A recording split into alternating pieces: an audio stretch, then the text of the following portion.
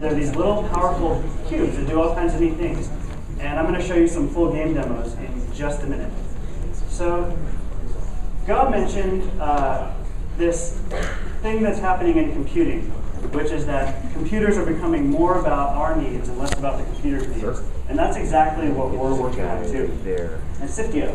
And one of the neat things is that video game technology is now becoming the cutting edge of user interface technology. You look at things like what's happening on the iPhone, you look at the Microsoft Kinect, you look at the Nintendo Wii. It started with the mouse, but now we've got all these gesture interfaces making it so much easier, so much more natural to interact with computers, and we're part of that tradition.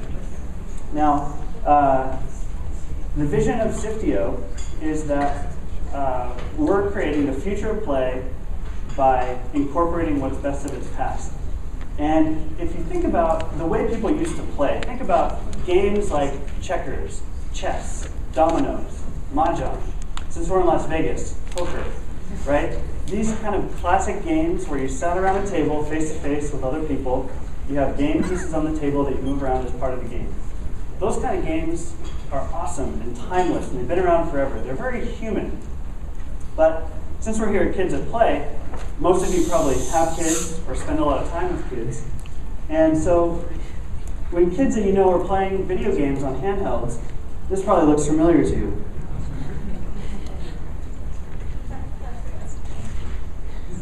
Right? It's kind of solitary.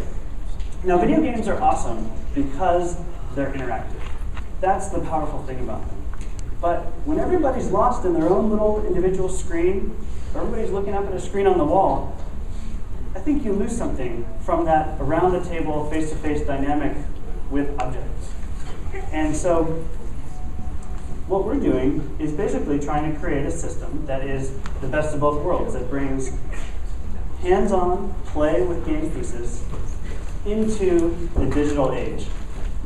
So great, the first game I want to show you is called Booker the Penguin. And this game is all about the dynamic of territory exploration, kind of exploring things. So what you're looking at here, in this cube here is Booker, our protagonist. And you are playing Booker, and you can try to find these eggs that you've lost. And so as you put the cubes next to each other, Booker will walk down the path that you've created. And then, along the way, you're going to run into the evil owlbear, who wants to eat you, naturally, and you've got to run away. So the coolest thing about this game is this way that you can use the cubes to explore this territory by just creating a path. And your little guy runs around on this path. So this game exercises the spatial reasoning parts of your brain and hands as you try to keep Booker alive. So let me keep it moving here. The next game I'm going to show you is one of my favorite ones. This is a game that people that love Tetris or Bejeweled, kind of spatial puzzle people, really love. I really like this one. It's called Chroma Shuffle. And so the way Chroma Shuffle works is you've got these dots that have colors, and the idea is that you're trying to clear them out, right? So think Tetris, clearing out these things. And the way you do it is when you line up two blocks that have colors that will match, say the yellow dots on this one, the yellow dots on this one, the blocks will explode and clear.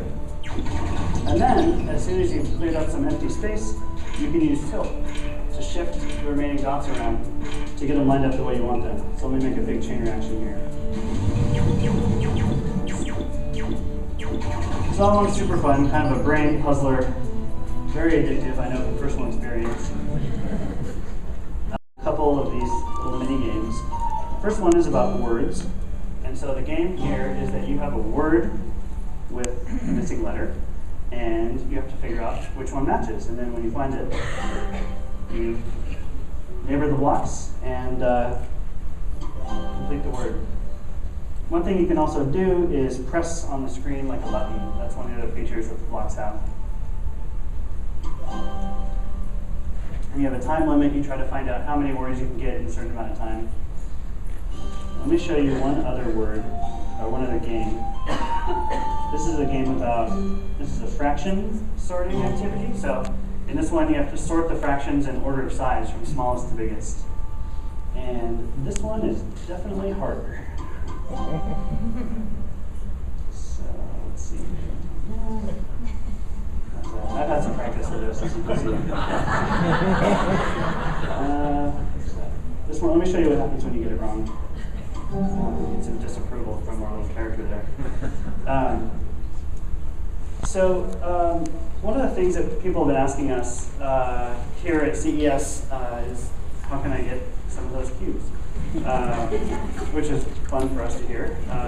And we had this idea that we were coming to CES to promote what we called our early access program, which was like limited time, discounted price. People can, first group of customers can get a hold of them. And then, oh, that's my time running out. It's coming up from the game. But we ran out of availability overnight in about 12 hours. So unfortunately, if you're interested, you'll have to wait until later this year. But I hope that you will be an early adopter of this technology. And let me show you, just before I go, one more thing. We have a bunch more games in the works, so if I can get back to the computer for a minute. Oh, I gotta do that. A bunch more games. Here's a little sneak peek at some of the things we're working on now.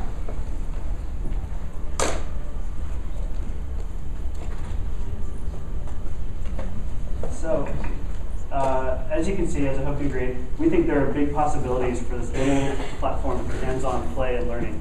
And it's a new style of game system that incorporates the best of classic games and brings them forward in the future. So if you're around today, come by our booth. We're right in the middle of North Hall, right near the Bluetooth booth. And hope to see you down there. Thanks very much.